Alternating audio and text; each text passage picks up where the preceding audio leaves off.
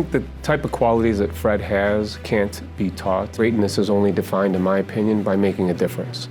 That's what I convey to my staff all the time. That's how the Public Building Commission manages its projects as well, to ensure that we're making a difference. And that's one thing that Fred has been doing, is making a difference. Fred is a leader who leads by example. I met Fred probably about 12 years ago and instantly liked him as a person. He's a very humble person, and he takes things that he earns and not a thing more. Fred is a quiet giant.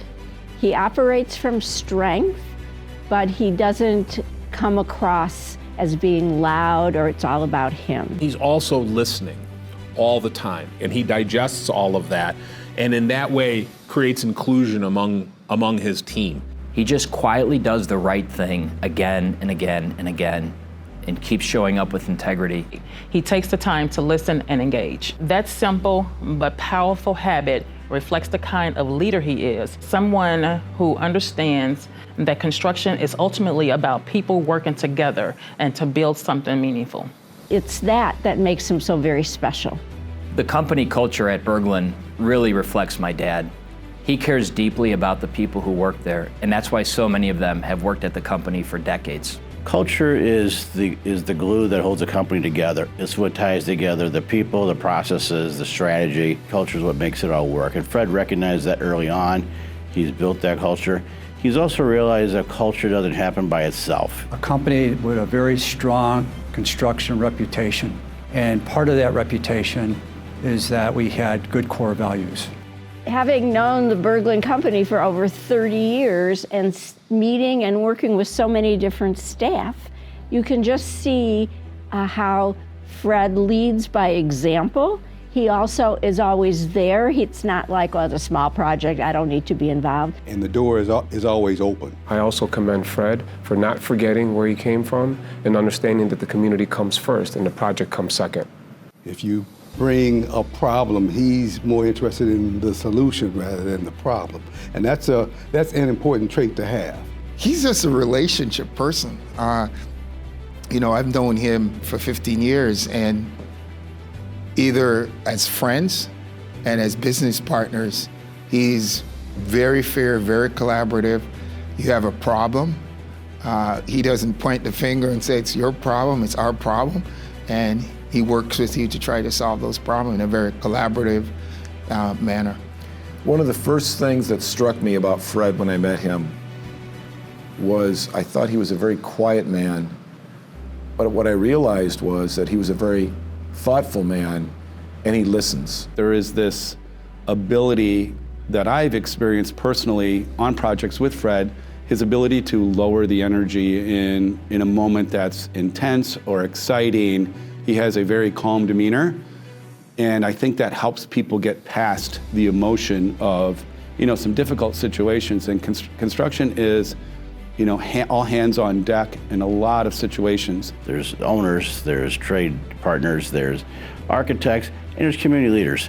And Fred's personal ability to pull those different groups together, talk to them individually, respect their views, and pull them together into a team, a collaborative team, is probably the thing that I've admired the most and enjoyed being a part of the most.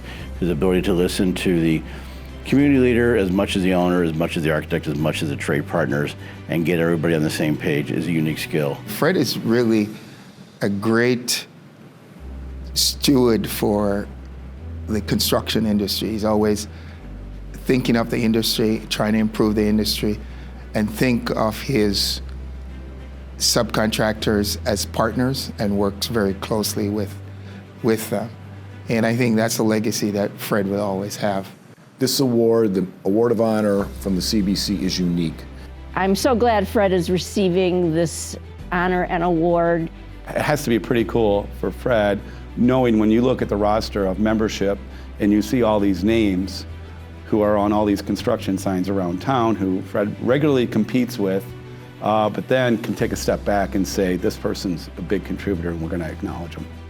So being honored like this in front of the industry's best really means a lot to him, it means a lot to me, and it means a lot to our company. And let's give a round of applause to Jeff and Fred Berglund as they join us on stage.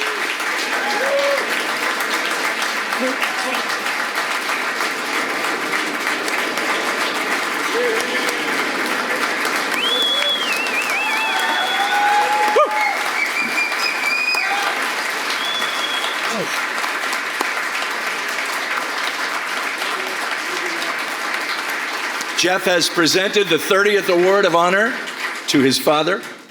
And Mr. Berglund, the mic is yours.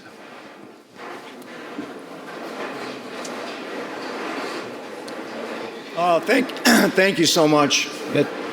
Very kind, and thank you, Sean. You're doing a great job with the Congress. Appreciate all the hard work.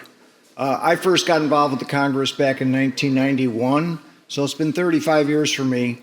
I was in the organization for a couple of years, and I was asked to be on the board of directors, and I was excited to do so. And I went to my first board meeting. It was really one of the more memorable board meetings. Steve Stein was the president at the time, and he walked in and he handed out the financials, and he said, "Ladies and gentlemen, we're at a fork in the road. We can either streamline our management process, improve our bottom line, enhance our programming, and grow our attendance, or this group in this room can be the pallbearers of the organization and carry it out to the graveyard." So obviously we wanted to persevere and go forward.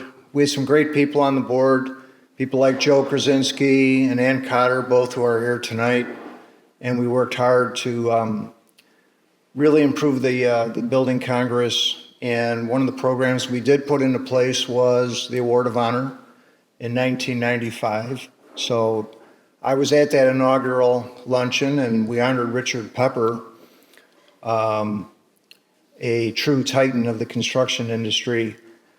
And, you know, to look at that list today and to be on that list of legendary Chicago building industry icons is quite humbling, and I'm very grateful for that. Then in 1999, I had the opportunity to become the president of the organization. It's a 3-year term.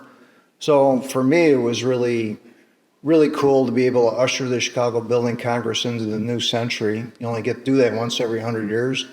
So it was really, I was really proud of that. And, you know, the Congress, as everybody knows, it's the only organization that has architects and builders and subcontractors and suppliers, an array of service providers for the industry, owners and owners representatives. So it's truly a wonderful networking thing.